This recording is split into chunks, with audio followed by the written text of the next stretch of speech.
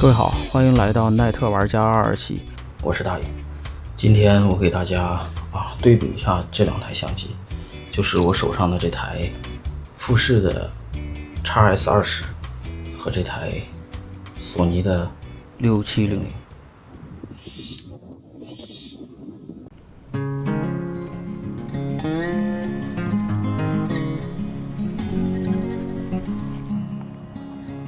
富士这个录像，它的这个增强防抖还是挺厉害的啊！我现在手持是一点也不抖啊，56毫米的镜头是没有镜头防抖的，完全靠机身防抖啊。这个防抖是确实是可以的，非常的好用。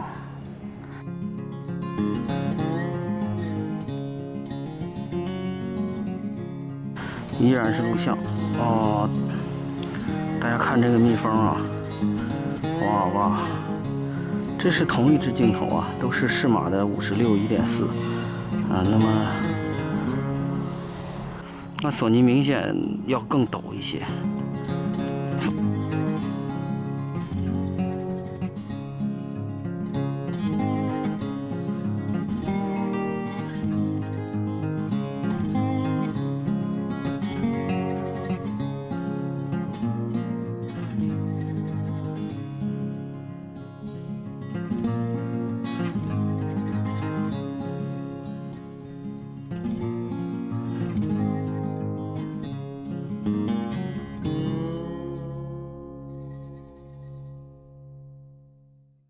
我们现在把这两只相机装上了相同的镜头，都是这个适马的56.1.4这支镜头。我现在手里拿的感觉，富士的整体的重量会比索尼的这个重量轻一点，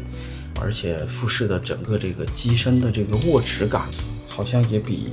对不起，我是用左手，所以所有的相机都是要用右手来握持的，好像也比这索尼的要更舒服一些。因为它的后边的拇指这里的设计啊，就你握持的感觉，包括这里弧度的设计，它会比索尼的感觉更符合这个人体的这个工学。索尼可能稍微，我不知道是不是贴膜的关系，材料可能。不过总体来说，两只相机的握持手感都是很棒的。索尼是这样的一个典型的索尼的这种黑色的有科技感的这种外观，富士呢是这样一个仿单反的有军舰头的这样的一个复古的设计。怎么说呢，两只相机各有所长，但是我还是更喜欢富士的那种类旁轴的像 X Pro 系列的那个设计。那么这个呢，就是这种设计带来一个问题，就是其实它左手是有几个键可以控制的，但是其实你看一个闪光灯，你说你要用个左手，然后这里有个波轮，这里有两个按钮，分别是连拍删除和播放按钮。我觉得坐在这里还不如装在这里舒服。大部分相机可能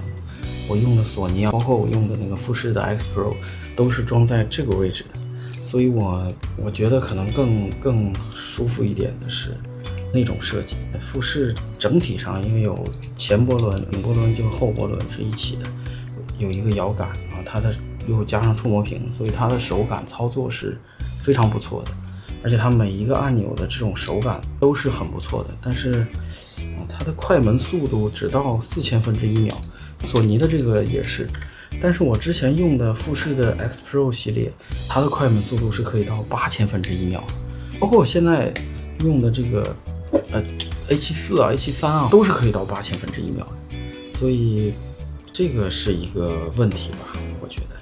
下面就是我出去体验一下这两台相机。然后我跟大家说一下镜头，索尼呢我是带了4颗镜头，分别是这颗适马的56，一颗变焦的适马的这个1850，还有一颗定焦的16.1.4，还有一颗301.4。富士这边也是这个适马的56.1.4，另外我还准备了也是其他的3颗原厂的镜头，分别是这个35F2和这个23F2，还有一支原厂的这个又大又粗的这个1655F2.8。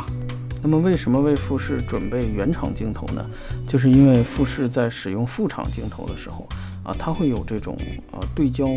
抽筋的情况。在暗光的情况下，富士的这个高感产生的噪点也是比索尼更明显。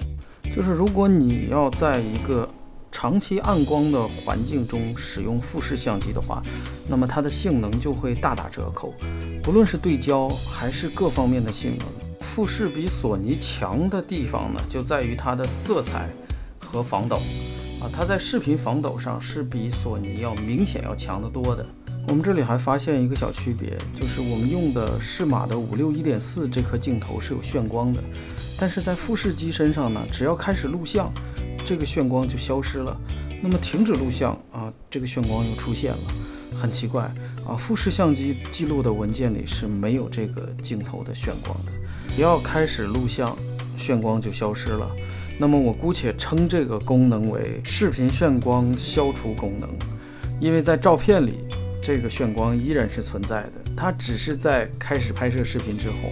所有的视频文件里没有这个红色的眩光，我不知道是不是一种修正我们可以清楚的看到，在照片上这个眩光是很明显的但我当时拍的呢是1080p 的视频，所以我怀疑呢它是在超采然后压缩降噪的过程中，把这个眩光给当成噪音给降掉了，所以可能是有这样的一个优化吧，毕竟优化色彩是富士的看家本领，但是索尼的相机就没有这项功能，我也不知道这是不是富士的一个功能索尼就会把这个忠实的记录。那么我们比较一下两个相机到底适应什么样的人群。那如果你是一个比较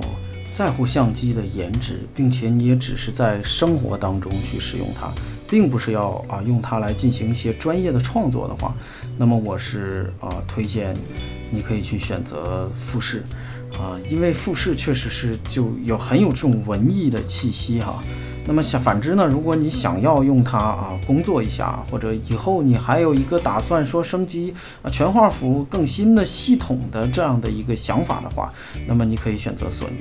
因为索尼自家的这个全画幅的很多镜头，你可以直接放在这个 APS-C 的这个6700上使用。那么富士呢，你以后再想升级的话可能你升级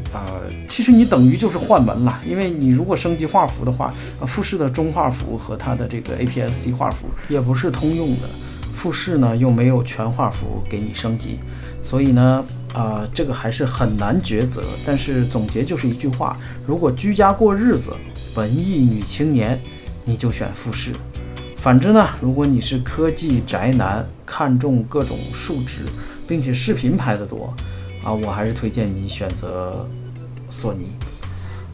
就到这里吧。反正其实这两个机器的感光芯片都是一样的，也没有谁对谁错但是有一点，索尼你买得到，富士不知道你能不能买到也不知道哪儿有卖的，我这台是租的所以就到这里吧，谢谢大家，再见。哎，这个黄狗很会玩嘛，他们正在玩这个推车游戏这让我想起了我小的时候在东北农村玩的那个有一种叫冰爬犁这种东西，不知道这个大家见过没有